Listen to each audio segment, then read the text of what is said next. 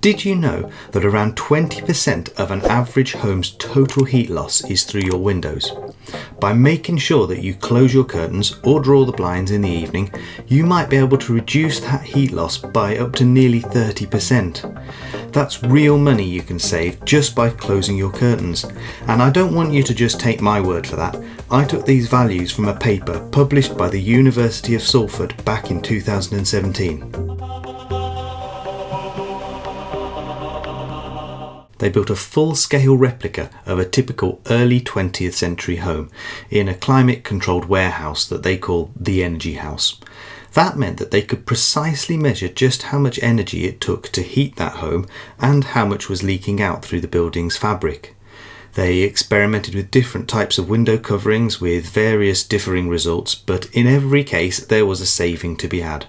I'll put a link to the university paper down in the description so you can read it for yourself. Obviously, automating curtains and blinds will probably not save you any money overall because they're expensive to buy. But with that disclaimer out of the way, I assume you're here because you want to automate your blinds and curtains anyway for the sake of having gadgets. So, what are the advantages of automating them? Firstly, there's convenience. In our kitchen, we had normal manual roller blinds, but we never used them. I think we were probably just too lazy because you had to remember to close them when it got dark and then open them again in the morning. It's so much hassle. That's a lot of effort. So secondly, there's a security aspect. If you go away on holiday, then you can make the house look more lived in if the curtains and blinds are closing every evening and opening again in the morning. I don't personally have any automated curtains yet. The reason being that automated curtain rails are very expensive. You can get retrofit solutions such as the SwitchBot curtain robot, which seems to get great reviews, but I'd need to replace my current curtain poles because they're quite thick and the curtains regularly get stuck when you manually try to close them. A robot isn't going to be able to cope with that. What I do have are 3 Ikea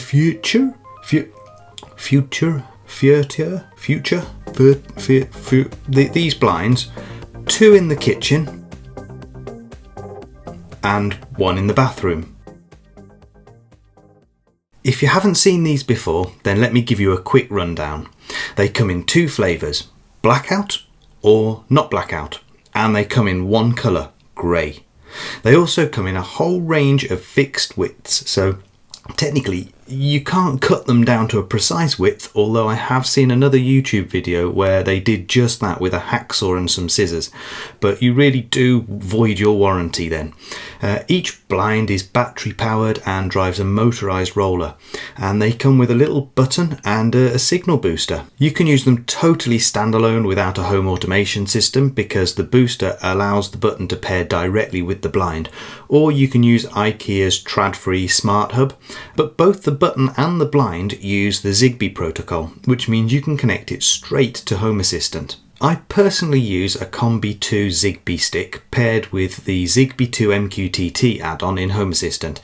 You can use the native ZHA integration instead if you want to, but I find that Zigbee 2 MQTT supports far more devices. In fact, I've yet to find a Zigbee device that it doesn't support, and there's very little difference in the effort required to get it working. Now, I need to tell you what's wrong with them. Well, they're not that reliable and they keep forgetting how to communicate with the Zigbee controller. This is usually after I've had a power cut and some of my Zigbee smart plugs might have gone offline for a while, or if I've removed a smart plug that the blinds were using as a mesh relay. Basically, they don't seem to cope well with the Zigbee mesh converging after a change. I have to quickly repair them, which involves setting the stop point for the blind opening again. It's a pain. I probably do this once a month for a single blind. I stopped using Ikea's signal boosters for the same reasons because this made the problem even worse. So those booster gadgets have been relegated to my spares box.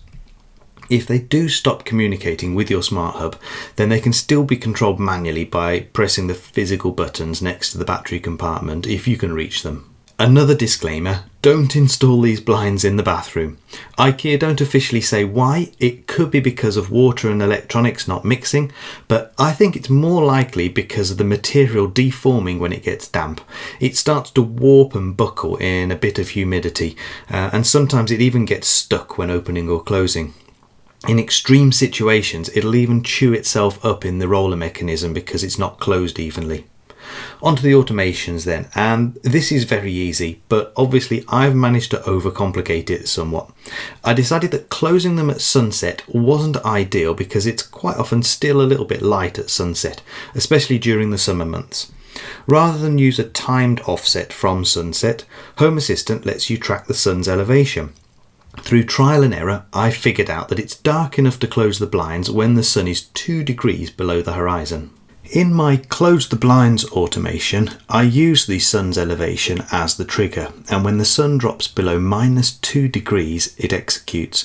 I've got my usual check to make sure that I've not turned on my manual override switch to disable automations, and I make sure that the time is after midday. That's to make sure that the automation doesn't fire in the early hours of the morning.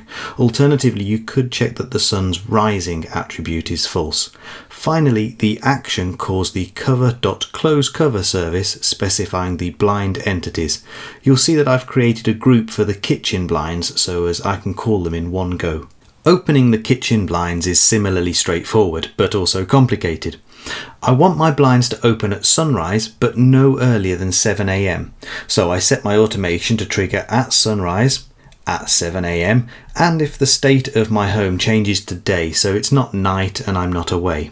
The conditions check that it's at least 7 o'clock, so 6:59 here, that sunrise has happened, and that the blinds are not already open. I also check that the sun is rising. This means that if the sunrise has triggered the automation at, say, 6 a.m. during the summer, the blinds will not open because we haven't reached the 6:59 a.m. condition.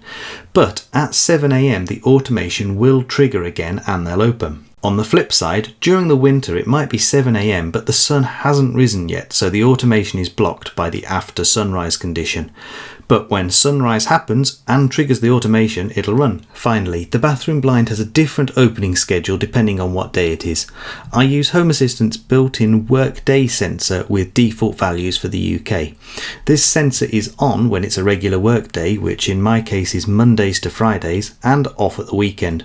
It also knows when it's a public holiday and will turn off for those days too. My bathroom blind will open at 9 a.m. on a workday and 11 a.m. on a non-working day. You can see here the conditions that check to see whether the workday sensor is on or off at those particular times. These timings are to make sure that it doesn't open while we're in the shower and to give the blind time to dry out a bit after our showers before rolling itself up.